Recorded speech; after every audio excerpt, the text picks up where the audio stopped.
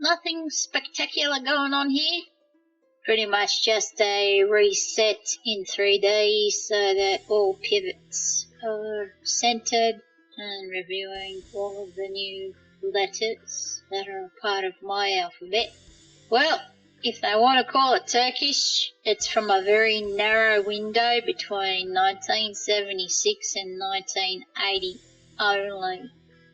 From a Turkish language perspective, everything in blue is new. Consonants are green, vowels are orange, and the letter modifier, yumuşak G, I'm keeping that yellow. And then I'm going to have to try and remap all of these objects back to the patterns I saw, but I'm okay to start over just to see how consistently the letters end up in the similar types of clusters as before. I am fuck you, Sudovsikov. Look there! Adım Ayşe! Get